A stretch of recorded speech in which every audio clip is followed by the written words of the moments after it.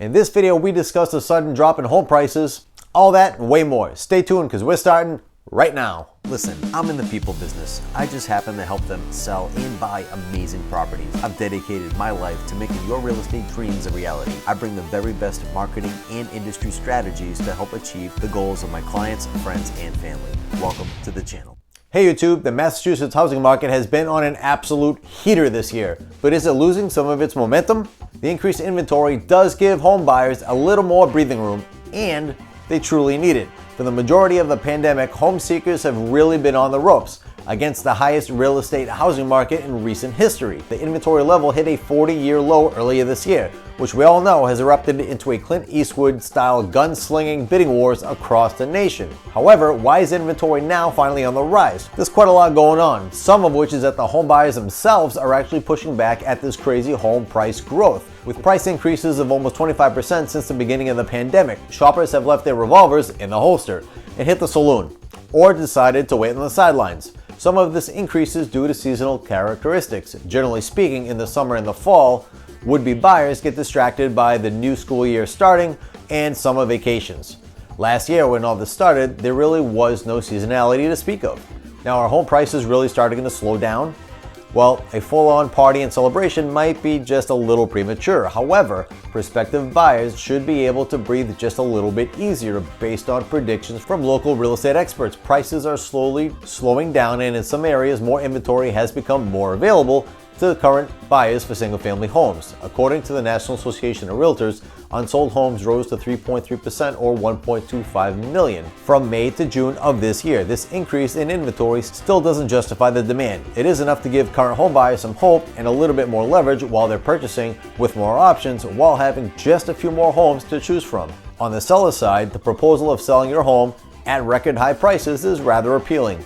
As of late, as I talk to sellers, they are starting to fear that the market will turn and in turn miss their opportunity to get top dollar for their home.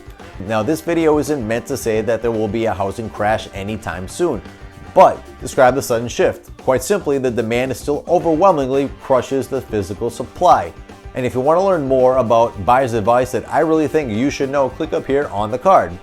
Hey, what's going on? My name is Vasilios. Welcome to the channel. If this is your first time here and you want to get the latest actionable tips from a local realtor that actually save you time, save you money, and result in a smooth real estate deal, start now by subscribing and hit that bell notification so you don't miss anything. And if you like the video, then, like the video. Now, back to it. We saw inventory dry up during the pandemic. More buyers were incentivized by super low interest rates and from work from home boom plunged the inventory of the real estate market. Now, some sellers opted to stay put rather than move during the scare. All these factors are still in place and are keeping inventory well below pre-pandemic levels. According to Realtor.com, the 640,000 homes for sale in August is actually 38% lower than it was in March 2020. Now, there has been a recent uptick in inventory, but the current supply is still compacted compared to previous years. Many homeowners, especially those that chose to refinance, are holding on to their homes in order to maintain their reasonable monthly mortgage payments. What is there to come? There is a mortgage forbearance program which currently protects almost 2 million homeowners that is about to quit at the end of this month. Now, the choice for many of these folks is to sell rather than restart their monthly mortgage payments. Economists suggest that the ending of this program is expected to translate into another uptick in inventory. There has been 4 consecutive months of home price records being broken in the US, but those prices finally went down this past month. This is the first dip in home prices since January 2021. The other day, the National Association of Realtors announced that home prices fell in July. NAR is telling us that the median sold price of homes across the nation decreased from $363,000 in June to $360,000 in July. Now, not a big decrease. However, it is the first time that we have seen a decrease in almost half a year. Does this mean that the market's going to crash? No. Not at all. With inventory being as tight as it is, a small drop in the average median home price across the nation won't cause any cataclysmic price drops and force millions of home sellers to jump. But it is a sign that prices may be beginning to level off and maybe eventually begin to decrease.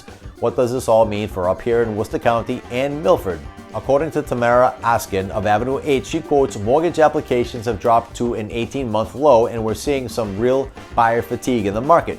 She continues, sellers are responding to lower buyer enthusiasm with price reductions. We're also starting to see the same sentiments here in Massachusetts and in around the Milford areas. Days on hand are creeping up towards 20 to 25 days plus, and the average weekly sales price has dropped several thousand over the past 2 months.